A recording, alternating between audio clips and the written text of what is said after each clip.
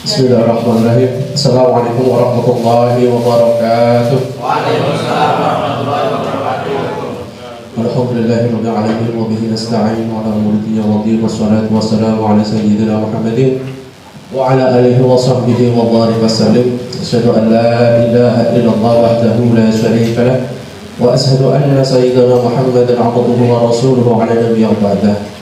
Allahumma ishrah li sadri wa yassir li amri wa hlul 'uqdatam min lisani yafqahu qawli, amma ba'd. Alhamdulillahirabbil alamin. Yang saya hormati Bapak Ustadz Erik,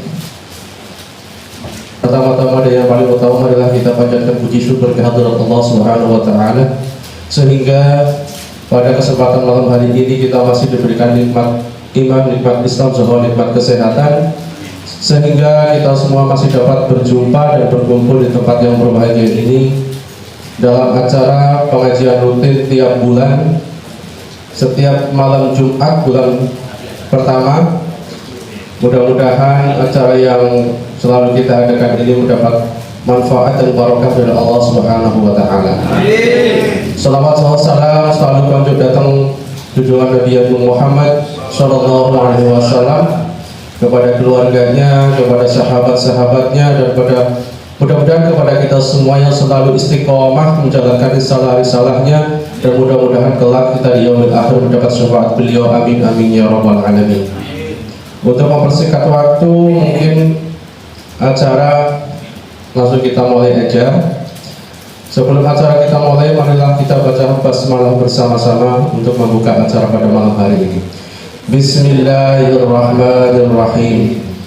Alhamdulillah, terima kasih teman-teman semuanya. Mungkin ada sambutan dari Pak Jun atau langsung?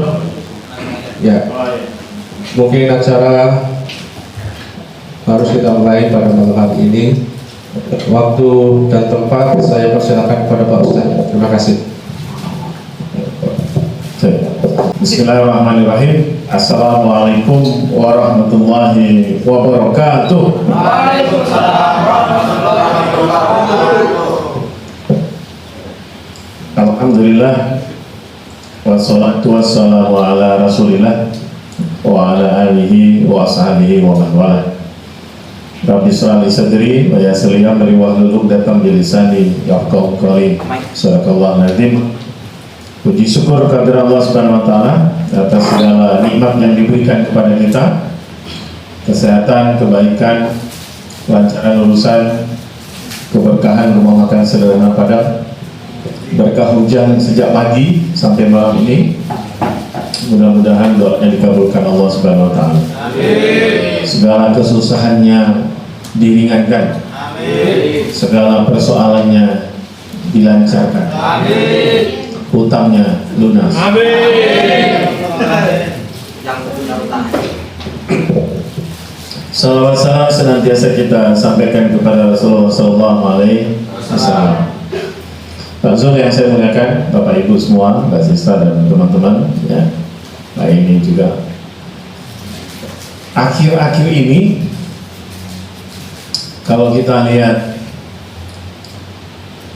media, ya, kita kadang bingung yang benar mana, yang tidak benar yang mana. Masing-masing membuat satu framing itu bingkai, framing sendiri, sehingga framing tadi bagi orang komunikasi menjadi satu realitas, seolah-olah itulah yang terjadi. Orang bilang antara benar dan bohong atau hoax kadang-kadang sama, ya. Tapi belajar dari itu semua, kira-kira Bapak Ibu tahu tidak kapan kisah bohong itu pertama kali terjadi dalam Islam? Dalam masa ketika ada Rasulullah SAW. Dan kisah ini menjadi kisah awal mulanya bohong dan hoax tadi. Ada yang tahu?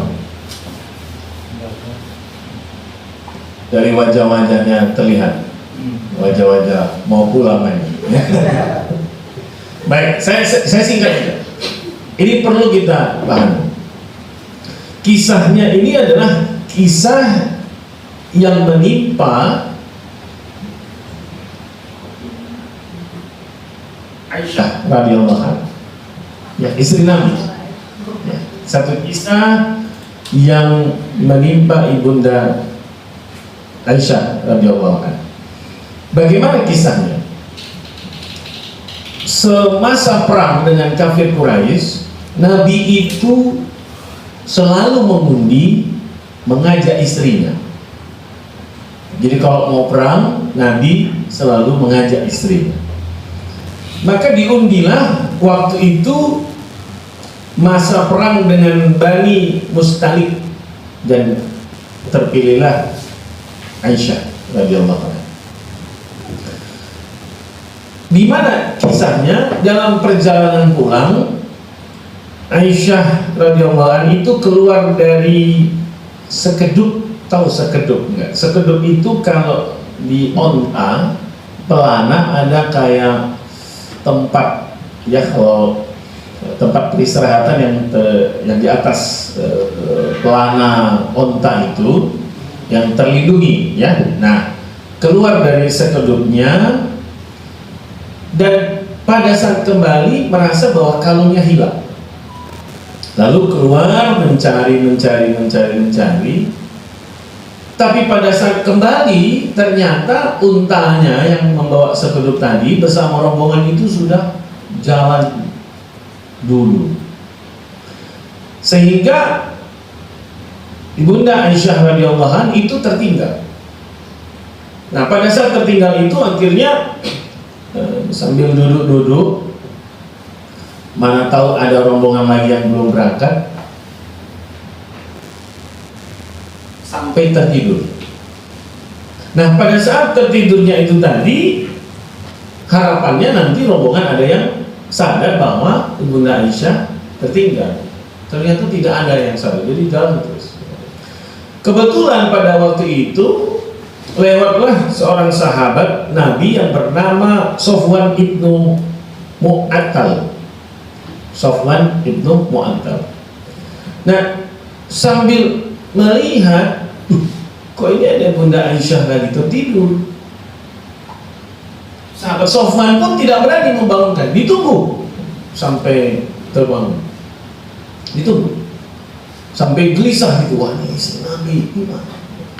Akhirnya tersadar, bangun. Ketika bangun, sahabat Sofwan ibnu Mu'attal kemudian mempersilahkan ibunda Aisyah untuk naik kudanya. Ya, akhirnya perjalanan menuju Madinah. Dalam perjalanan inilah akhirnya desus ini terjadi. Berita bohong ini dibuat. Beritanya terjadi perselingkuhan antara istri Nabi Aisyah dengan sahabat Sofwan ibnu Mu'attal. Siapa pelopornya?